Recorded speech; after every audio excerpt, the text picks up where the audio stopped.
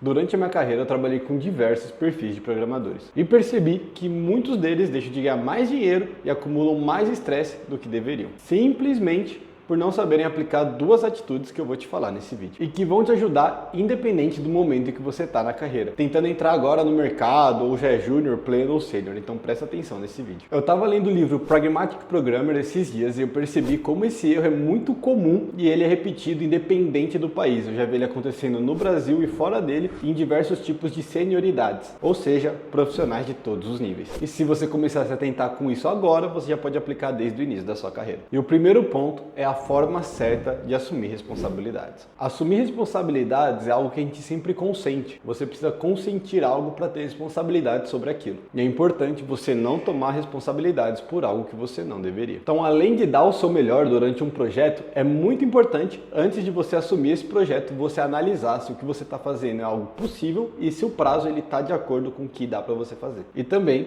levar em consideração as variáveis que estão fora do seu controle. E a partir disso, você gerenciar as expectativas que tem em cima desse projeto ou entrega que foi pedido para você. Falando assim, não parece nada demais, é algo extremamente trivial, mas é isso que falta em muitos programadores. E fazendo isso bem, você já vai se destacar da maioria dos programadores e vai evitar muita dor de cabeça para você. Então tem que sim pensar duas vezes antes de ser aquela pessoa que não, passa aqui que eu consigo fazer. Às vezes seu gerente ou a pessoa que está te pedindo um projeto chega já com um prazo ali pré-estimado e você só abraça e fala, não, beleza, eu consigo. Sem antes parar, pensar, planejar. E aí sim, dá uma estimativa de acordo com a realidade. Mas como nem tudo são flores, você vai errar essa estimativa também. E o mais importante nesse momento é o como você vai reagir sobre isso. Devs júniors e sêniors, eles erram esse tipo de estimativa, mas o que mais difere é como eles vão agir a partir desse erro. E aí nesse momento que você percebeu que a sua estimativa está errada, você não vai conseguir mais entregar daquele jeito ou naquele prazo prometido, é importante que você não fique criando desculpinha ou procurando culpados para aquele problema. Muitas vezes vai ser comum até outras pessoas fazerem parte desse problema para não conseguir entregar no prazo ou para a solução não sair do jeito esperado. Porém, você está sendo pago para trazer soluções e não mais problemas. Então não adianta nesse momento ficar apontando o dedo e tudo mais. Depois do problema ser resolvido, é importante voltar e revisar o que poderia ser feito melhor no processo para que isso não ocorra de novo. Porém, quando você for falar a primeira vez o porquê que você não vai conseguir entregar aquilo no prazo ou porque o projeto não vai sair conforme esperado, é importante você pensar no que você vai falar para aquilo não soar como uma desculpa esfarrapada. Tipo quando você vai no mecânico ou um pedreiro e ele te promete um prazo ou te entregar de uma forma e quando chega naquele prazo combinado, ele vem com uma desculpinha esfarrapada por não ter conseguido entregar. Isso te gera uma frustração muito maior do que se desde o início ele falasse, ó, não consigo fazer em 2 dias, vou precisar de 4. Ele entregasse naqueles 4 dias. Da mesma forma, isso acontece com projetos de software.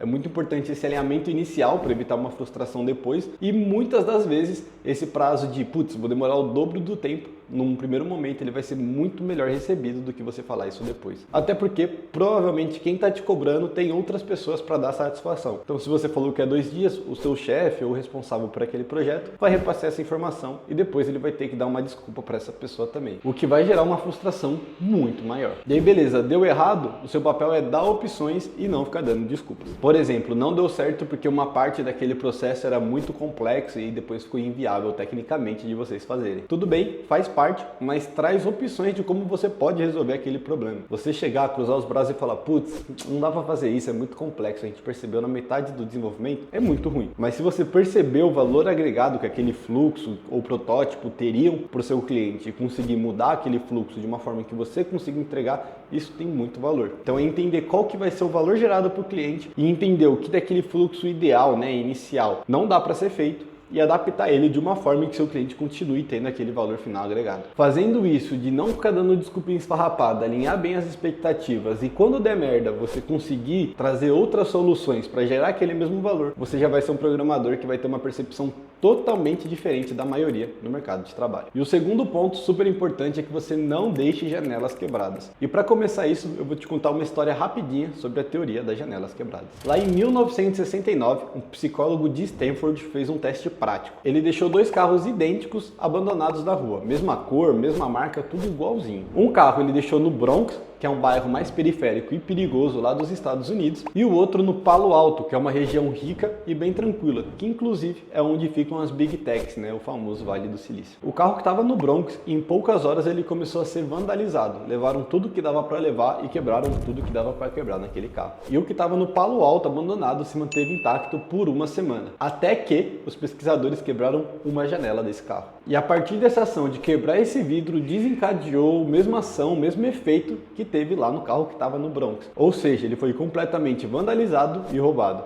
E eles chegaram à conclusão que se o vidro está quebrado e ninguém se preocupou em arrumar, os outros vidros vão ser quebrados também. Logo, eles correlacionaram o caos com uma criminalidade. Então, muitas vezes, essa percepção do carro estar com vidro quebrado, por exemplo, isso já passa uma impressão de impunidade naquele local ou naquele veículo, por exemplo, incentivando assim e tirando o medo das pessoas de praticar esses atos, como continuar vandalizando ou roubando aquele carro. E a gente consegue ver a aplicação disso em diversas coisas no nosso dia a dia, como por exemplo, carros que estão parados em locais proibidos ou avançando no sinal vermelho, eles acabam incentivando com que outras pessoas façam isso. E ruas que estão sujas já, né, aquelas ruas que você vê com muito lixo, acaba também incentivando com que mais pessoas joguem cada vez mais lixo. Quando você vai numa rua que está limpinha ou até mesmo num país onde você não vê lixo na rua, é muito difícil com que outras pessoas também joguem lixo na rua, porque basicamente esse cenário passa uma sensação de que aquilo está sendo constantemente vigiado, que você vai ter uma punição se você não seguir, né, aquele comportamento padrão, e também ele desnormaliza esse tipo de comportamento que realmente não devia ser normalizado. Então beleza, Giovanni, eu entendi que se minha casa, por exemplo, estiver arrumada,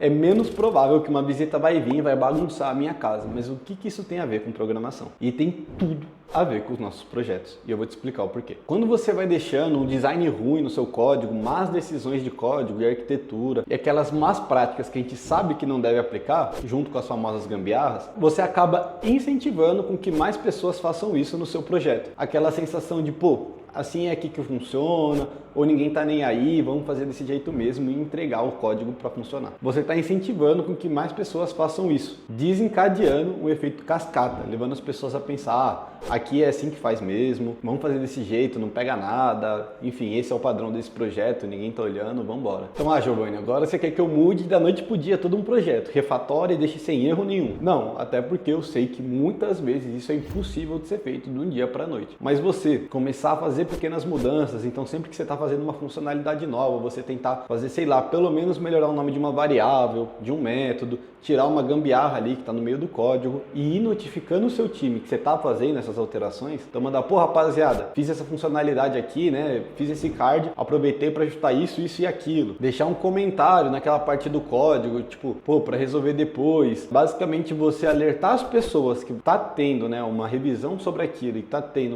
uma energia colocada para melhorar esse projeto, tende já a diminuir ou começar a criar um efeito cascata para o bem. Basicamente, pensa uma rua que está toda suja, agora começa a ter sempre gente ali recolhendo aquele lixo e deixando ela cada vez mais limpa. As pessoas que estão passando ao entorno e costumavam jogar lixo vão pensar duas vezes antes de continuar fazendo aquilo. Então comece a ter essas ações práticas no seu dia a dia, nem que seja nos seus projetos pessoais, e cada vez mais você trabalhando em equipe, comece a deixar seu time ciente dessas ações para começar a gerar esse efeito cascata para o lado bom dentro do seu projeto. E se você está querendo virar programador agora em 2024, dia 11 de janeiro, eu vou fazer um aulão onde eu vou te dar o caminho para entrar nessa área ainda nesse ano. Então o link está na bio, não deixa de se inscrever lá, que vai ser exclusivo para quem estiver nessa lista.